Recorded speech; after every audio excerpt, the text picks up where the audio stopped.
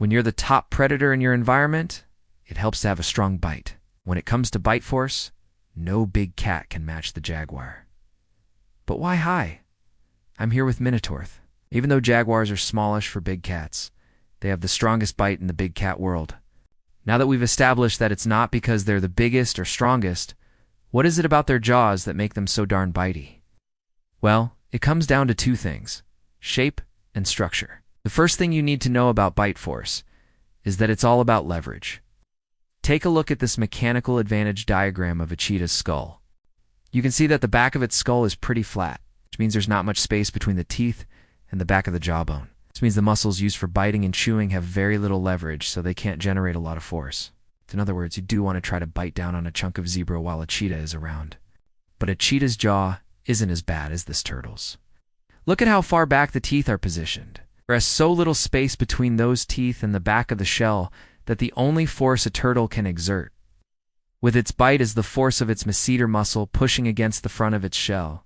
All the other muscles used for biting and chewing don't have enough leverage to really contribute to the bite force. So despite being related to alligators, turtles have the weakest bite of any major land predator. Now let's compare a cheetah's skull to that of a hyena. Hyenas have more leverage than cheetahs because their skulls are deeper in the back and their teeth are further forward. That means the back of the jawbone creates more of a triangle shape, increasing the mechanical advantage of the masseter muscle.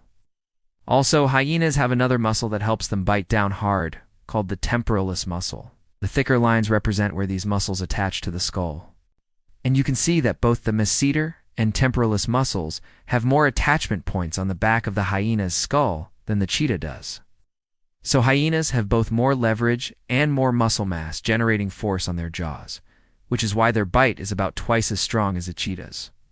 But even the hyena's jaw doesn't hold a candle to the jaguar's.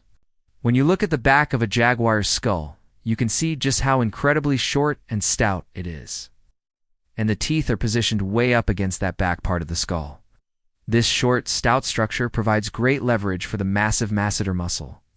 And because the teeth are so far forward, the temporalis muscle has a lot of purchase too. In other words, the jaguar has got all the right parts in the right places to give it the strongest bite of any big cat. So if you're hanging out with some big cats and one of them is a jaguar, watch out for that mighty bite. It could be the last thing you ever feel, unless of course you're the turtle. Then you won't feel anything because you'll be dead. So why do you think the jaguar has such a powerful bite? Let us know in the comments. And speaking of powerful bites, the strongest bite on the planet belongs to the saltwater crocodile. Learn more about how it uses that massive mouth to catch prey and deliver a crushing bite in this episode of our sister channel. And thanks for watching.